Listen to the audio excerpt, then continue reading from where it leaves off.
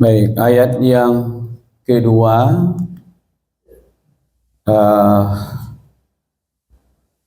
pada pertemuan yang lampau kita bahas ayat 1 yaitu sabbaha lillahi ma fis samawati wa ma fil ard wa huwal azizul hakim.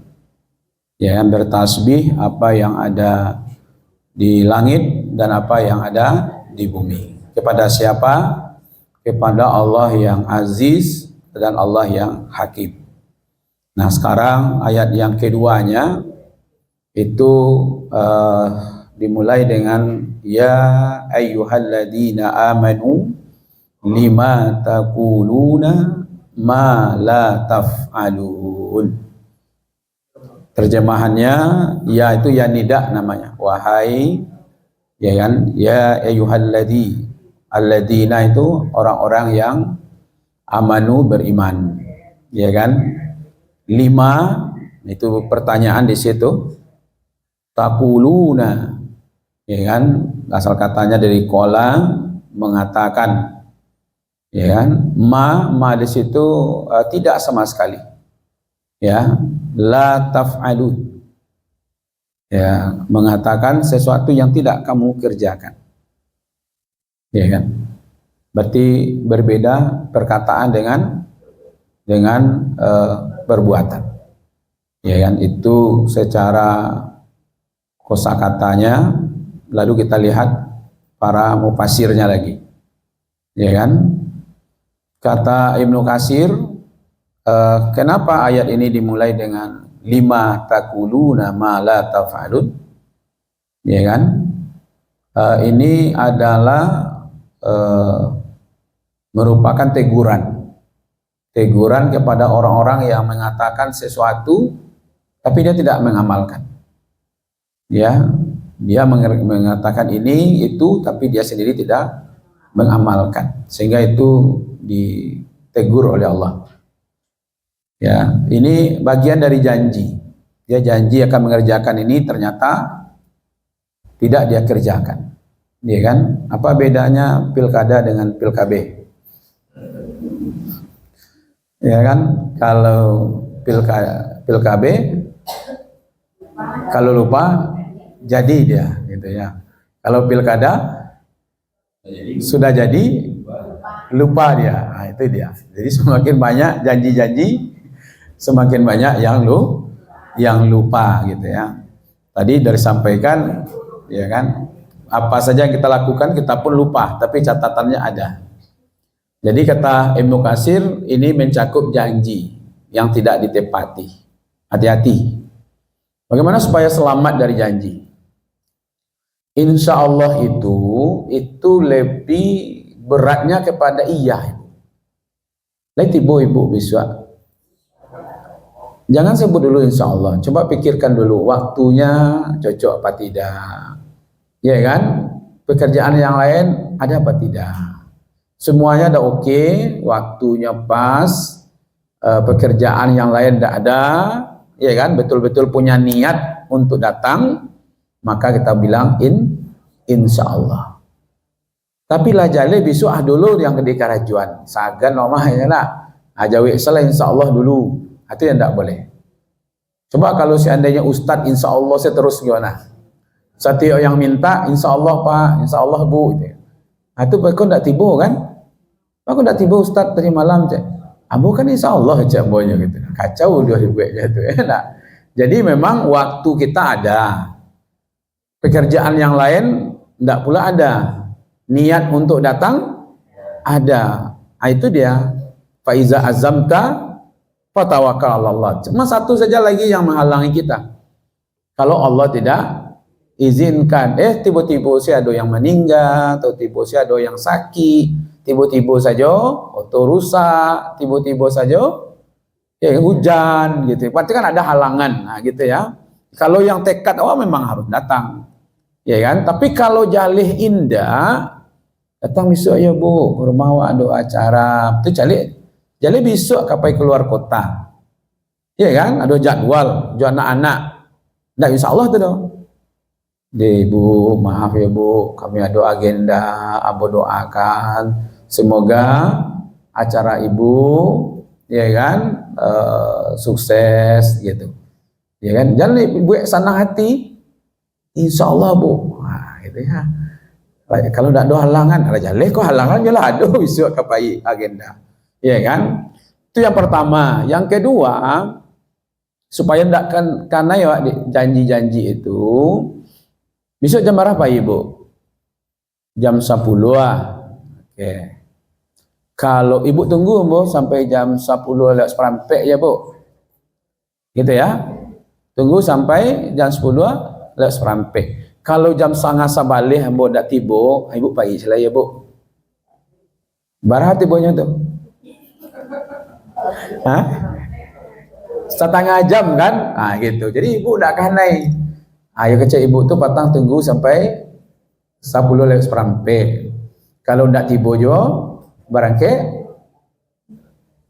10:30 gitu. Jadi kalau tidak tiba apa?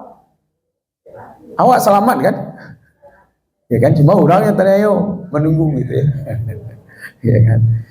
Nah, jadi kalaupun tidak bisa harus disampaikan. Jadi ini sebagai peringatan agar setiap orang yang beriman tidak mudah untuk mengeluarkan janji-janji. Ya kan? Karena aufu bil uqud innal ahda kana mas'ula. Tepatilah janjimu karena sesungguhnya itu akan dipertanggungjawabkan di sisi Allah. Ya kan? Memanggil anak saja tadi, ayo ada hadiah, ternyata tidak ada hadiah. Apa namanya tadi? Prank bahasa sekarangnya, gitu ya. Kalau dulu apa maksudnya tuh? Olok-olok namanya. Nah, jangankan manusia, binatang saja. Gitu nah. Tibonya balik lari. Itu santai saya gaya lain. Itu kalau dia periwayat hadis tidak diterima itu hadis itu. Sampai model itu tuh. Karena dia tidak amanah, tidak bisa dipercaya. Ya kan? Nah, sayangnya awak lah hacuk dia khianati tapi percaya juga gitu. Nah, itu masalahnya kan. Kita terlalu mudah percaya. Al-Muyassar ini menegur kaum yang beriman. Jadi bukan orang yang tidak beriman, orang yang beriman yang ditegur. Ya kan, yang mengatakan sesuatu tetapi tidak melaksanakannya. Janji-janji yang diucapkan lalu diingkari dengan perbuatan yang tidak sesuai dengan ucapannya. Jadi ini ayat kata tafsir Al-Muyassar adalah pentingnya mengajarkan harus sesuai perkataan dengan perbuatan. Saya rasa itu juga berpengaruh kepada man kana yu'minuna billahi wa yaumil akhir falyakul khairan au liyasmut. Lebih baik diam daripada banyak bicara, ya kan? Apalagi bicaranya tidak sesuai dengan yang dikatakan. Jadi suatu perkumpulan di situ ada orang Jepang, ada orang Indonesia, ya kan? Ada orang Singapura, ya kan? Lalu orang Indonesia ini nyinyir lah bertanya, kalian kok di Jepang dulu hancur-hancuran, sekarang maju, ya kan? Apa rahasianya? Kata orang Jepang, kami di Jepang ini banyak bekerja, sedikit bicara. Jadi orang Jepang kok enggak banyak, ya mota enggak banyak, tapi kerajo yang banyak. Kita tanya lo, kok Singapura ketek negaranya, tapi bisa maju, ya kan? Nah, terkenal itu di dunia.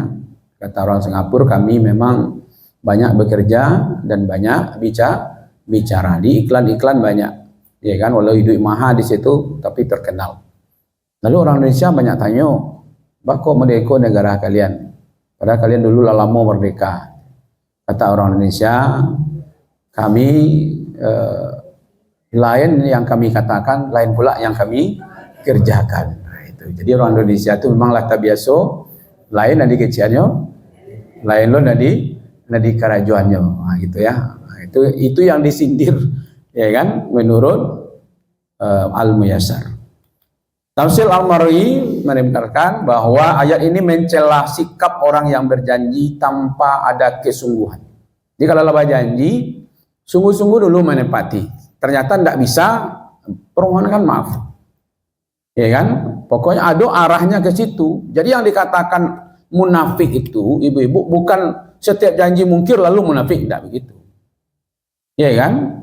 Sudah berusaha dia untuk berusaha memenuhi janjinya, lalu tidak terpenuhi oleh dia. Ya kan? Itu bukan munafik. Karena dia sudah berusaha dan sampaikan apa adanya.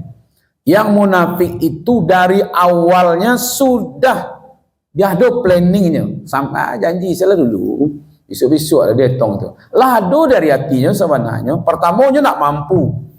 Tak mampu untuk memenuhi, lalu nyo janjikan juga supaya orang percaya kayaknya. Yang kedua memang dari awal. Ya kan, dari awal dia tidak akan memenuhi itu. Ya kan? Nah, itu yang disebut. Berarti yang diucapkannya itu, yang dikatakan itu beda dengan yang ada di dalam niatnya sebenarnya. Itu yang disebut dengan munafik. Jangan mereka sekali berjanji orang, itulah orang munafik. Tidak. Padahal ban motornya pecah kan, nyata jatuh loh, gitu ya. Nah itu hati-hati di situ. Nah, kata Buya Hamka menyoroti bahwa ayat ini berkaitan dengan sikap kaum muslim yang berjanji untuk berjuang di jalan Allah. Nah, kemarin kan surah As-Saff itu banyak bicara tentang perjuangan. Dia berjanji akan berjuang di jalan Allah, tetapi kemudian tidak memenuhi janjinya tersebut. Dulu malahan sebelum ada perintah perang, minta-minta itu ke Nabi. Iya kan? Nabi lo aja lah gitu. Tetapi setelah perintah perang datang, iyalah dan dalok lain. Iya kan? Nah, itu menyindir hal yang seperti itu. Jadi menjadi peringatan agar seorang mukmin tidak hanya bicara atau berjanji tanpa tiada kenyataan. Nah, ibu-ibu, ayat 1 ini poin pentingnya adalah ayat 2 ya. 1, peringatan bagi orang yang beriman. Itu yang penting. Jadi ditunjukkan kepada kaum beriman yang berbicara atau berjanji tanpa melaksanakan apa yang mereka katakan. Itu peringatan 1. Yang kedua, kecaman ketidakkonsistenannya. Kadang-kadang kadang-kadang indah, berubah-ubah, di angin kencang, maka situ yang madu.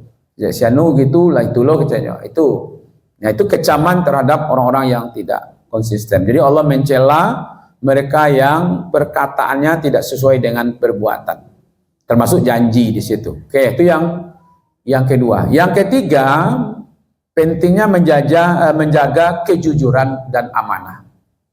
Jadi kalau sudah dipercayai, ya kan, jago itu supaya jangan nanti dikhianati, ya kan.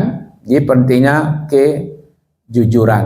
Ya, sekali kelancongan, sekali saumedui kurang tak percaya. Itu kan sudah menjadi petua bagi kita, ya kan. Menghindari sifat munafik. Jadi kalau acok-acok bu, itu masuk dia nanti. Ya, nyok kedidanga lah sekian kali. Ya nak, jangan mau jawab tak kecuali lagi itu. Berarti udah ada sifat, udah sering untuk berbeda apa yang dia katakan dengan apa yang dia kerjakan. Itu sifat munafik. Sudah menjadi pakaian bagi dia. Ya kan? Yang kelima, menekankan tanggung jawab dalam ucapan, supaya setiap ucapan itu sesuai dengan apa yang kita kerjakan. Yang keenam, ini motivasi supaya selalu kita banyak amal, biarlah seketik mengecek. Tapi ya sama aja orang maliangnya tidak ngecek-ngecek, tapi amal saja. Orang maliang kan gitu saja, itu karaju saja, tidak ngecek-ngecek gitu. Nah, itu yang dimaksud, ya kan? Lebih banyak karyanya daripada bicaranya, gitu ya. Oke. Lalu apa yang harus kita amalkan di sini? Nah, kan gitu ya. Tadabbur itu kan konsepnya apa yang bisa kita amalkan dalam ayat ini?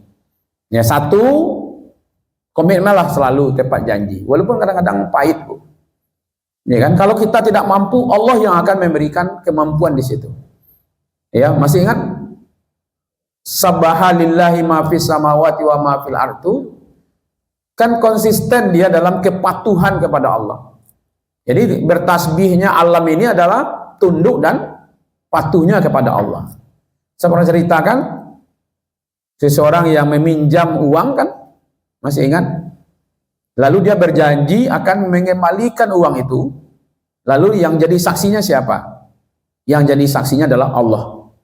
Nanti saya pulangkan tanggal sekian, hari itu yang jadi saksi adalah Allah. Ternyata hari hujan, badai, labe, sungai besar, air besar, tidak bisa dia menyeberang. Padahal dia sudah berjanji untuk itu. Diambilnya kayu, lalu di lubangnya kayu itu dimasukkan uang itu ke dalam kayu tadi, lalu dia tutup, dilemparnya ke air itu, lalu dia minta kepada Allah karena dia sudah berjanji akan membayar uang ini. Dia jamnya itu, harinya itu, ternyata alamnya seperti ini. Dia tidak mau disebut orang yang mengingkar janji. Tolong ya Allah sampaikan uang ini. Oh, ternyata Allah perintahkan. Iya kan? Ketika orang yang bersangkutan tempat dia berhutang tadi itu mengambil air kayu-kayu yang ada di pinggir-pinggir air itu, salah satu yang diambilnya adalah kayu tadi itu. Ya kan? Pas dibelah ternyata ada uang di dalamnya dan uang itu jumlahnya sama seperti uang yang dipinjam tadi itu. Begitulah kekuasaan Allah. Maka itu komitmen. Ya kan? Kalau sudah berjanji apapun yang terjadi lengkapi, penuhi janji itu. Yang kedua, supaya kita menjadi orang yang konsisten dalam berkata dan berbuat. Yang ketiga yang harus kita amalkan itu bersikap jujur dan amanah. Walaupun jujur kok sulit ya, kadang menyakitkan gitu. Ibu maunya didustai atau dijujurkan? Nah, aku kalau jujur berang loh. Nah, itu masalahnya enggak. Aja ada jujur lah gitu ya. Jangan ada dusta di antara kita gitu, kira-kira seperti itulah ya. Yang ketiga yang harus kita amalkan itu bertanggung jawab setiap ucapan gitu ya. Setelah kita mengucapkan, bertanggung jawablah di situ. Ya kan? Komitmennya di situ. Yang kelima, berilah contoh yang baik dengan mencocokkan perkataan dengan perbuatan. Nah, itu yang kita amalkan itu. Janji, hati-hati kalau rasul kehendak, lebih baik tidak berjanji. Tidak mungkin rasulnya gitu. Ya tidak usah gitu ya. Nah, ini yang kita amalkan, lalu yang kita tinggalkan apa? Nah, yang kita tinggalkan itu adalah mengucapkan sesuatu yang tidak bisa kita untuk melakukannya. Nanti kita termasuk orang yang dicela, ya kan? Nah, harus meninggalkan kalau laba janji ditepati, jangan sampai tidak ditepati. Mudah-mudah saja berjanji. Ya, kemudian kita tinggalkan sifat kemunafikan itu dalam ucapan. Nah, membuat alasan untuk menghindari kewajiban. Nah, kadang-kadang itu banyak sih alasan. Ya, orang sabit itu 1001 alasan supaya terhindar dari janji-janji yang sudah kita ungkapkan. Ya kan? Nah, jangan sampai nanti perkataan kita menyesatkan orang lain. Ya kan? Nah, ini poin pentingnya di dalam surat. Lalu apa hubungannya? Nah, ini kita balik ke sini. Apa hubungan antara ayat 1 dengan ayat 2? Ayat satunya bicara sabbaha lillahi ma fis samawati wa ma fil ard wa huwal azizul hakim. Ya kan? Ini kan Allah ingin memperlihatkan kekuasaannya sehingga semuanya tunduk dan patuh kepada Allah. Allah yang maha berkuasa. Nah, orang yang sudah mengaku beriman kepada Allah yang azizul hakim itu jangan mudah mengingkari janji. Jangan mudah berkata tapi tidak bisa mengerjakannya. Itu kaitan antara ayat 1 dengan ayat yang kedua.